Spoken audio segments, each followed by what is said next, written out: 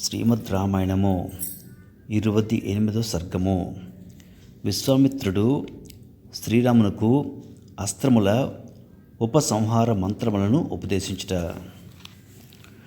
శ్రీరాముడు శుచి అయి అస్త్రములను స్వీకరించి మిగుల సంతసించిన వాడే మార్గ మధ్యమున వెళ్ళుచు విశ్వామిత్రునితో ఇట్లనెను: ఓ పూజ్య మహర్షి, మీ అనుగ్రహం వలన అస్త్రములను బడసితిని. ఇప్పుడు సురాసురులు సైతము నన్ను ఎదుర్కొని జాలరు. ఓ మునీశ్వర, ఈ అస్త్రములను ఉపసంహరించు విద్యలను కూడా ఉపదేశింపుము. శ్రీరాముడు ఇట్లు పలుకగా, వ్రతనిష్ఠుడు, పవిత్రుడు, మహామునియు అయిన విశ్వామిత్రుడు ఎంతయో సంతసించి ఆయనకు అస్త్రములను ఉపసంహరించు విద్యలను కూడా ఉపదేశించెను. ఓ రాఘవ, సత్యవంతము, సత్యకీర్తి, దృష్టము, రభసము, ప్రతిహారతరము, పరాన్ముఖము, అవాన్ముఖము, లక్షాలక్ష్యము,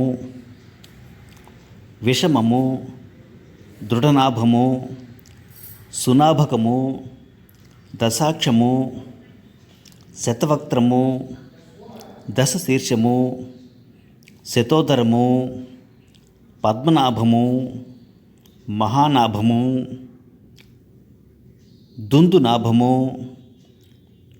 సునాభకము, జ్యోతిషము, కృశనము, నైరాస్యము, విమలము, యోగంధరము, హరిద్రము, దైత్యము, ప్రశమనము, శుచిబాహువు, మహాబాహువు, నిష్కులి, విరుచి, సార్చిమాలి, ధృతిమాలి, వృత్తిమంతము, రుచిరము, పితృ సౌమనసము, విధూతము, మకరము, కరవీరకరము, ధనము, ధాన్యము, కామరూపము, కామరుచి, మోహము, ఆవరణము, జుంబకము, సర్వనాభము, సంతానము,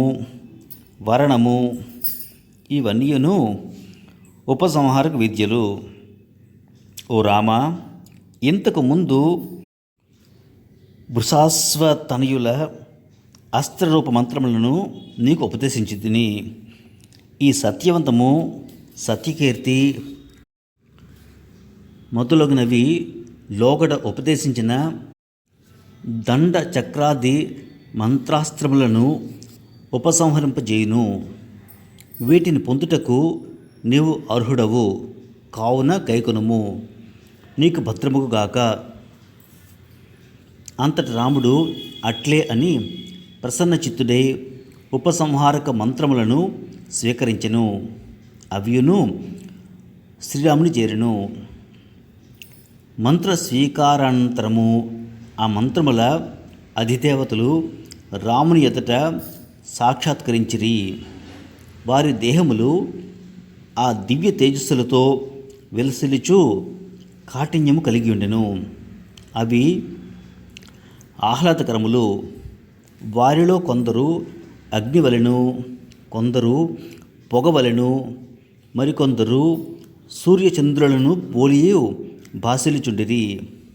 వారు అందరూ అంజలి ఘటించి వినమ్రులై శ్రీరామునితో మధురముగా ఇట్లు భాషించిరి: ఓ నరోత్తమ, ఇచ్చటనున్న మేమందరము నీ దాసులము. నీకు ఏమి చేయవలనో ఆదేశింపము. అంతటా రఘునందనుడు, మీరు నా స్మృతి పదమున మసలుచు కార్యావసరముల యందు సహాయపడుచుండు. ఇక మీరు మీ అభీష్ట స్థానములకు స్వేచ్ఛగా వెళ్ళుడు అని వారితో అనెను. అంతటా వారు అట్లే అని పలికి శ్రీరామునకు ప్రదక్షిణమునర్చి ఆయన నుండి సెలవు గైకొని తమ యథాస్థానములకు చేరిరి.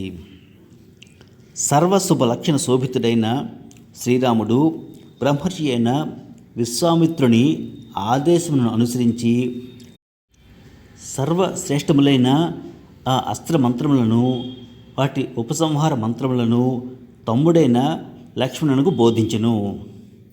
ఆ రామచంద్రుడు ఉపసంహార మంత్రములను చక్కగా గ్రహించి పయనించుచునే విశ్వామిత్ర మహామునితో మృదుమధురముగా ఇట్లనెను. ఓ మునీశ్వర, ఈ ప్రదేశమున పర్వత సమీపమునందు మేఘమండలమును బోలిన వృక్ష సమూహము వెలసిల్లుచున్నది. దీనిని గూర్చి తెలుసుకొనవలెనని నాకు మిక్కిలి కుతూహలముగా ఉన్నది. ఇది వివిధ మృగములతో కూడి మిక్కిలి మనోహరమై చూడముచ్చట గొలుపుచున్నది. ఇచ్చట నానా విధములైన పక్షుల కిలకిలా రావములు వీణులు విందు గావించుచున్నవి. ఈ ప్రదేశము ప్రశాంతమై మిక్కిలి హాయిని గూర్చుచున్నది. కనుక భయంకరమైన తాటకావనము నుండి బయటపడినట్లు తలంచుచున్నాను. ఓ మహాత్మా, ఈ ఆశ్రమము ఎవరిదో వివరముగా తెలుపుడు.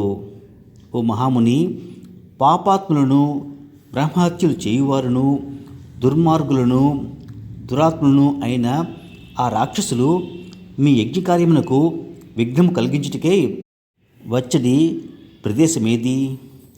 పూజ్యుడివైన ఓ బ్రహ్మర్షి, ఆ రాక్షసులను వధించి మీ యజ్ఞకార్యమును రక్షింపవలసిన ప్రదేశమేది? ఓ మునీశ్వర, ఈ విషయములను అన్నింటినీ వినగోరుచున్నాను, దయతో తెలుపుడు.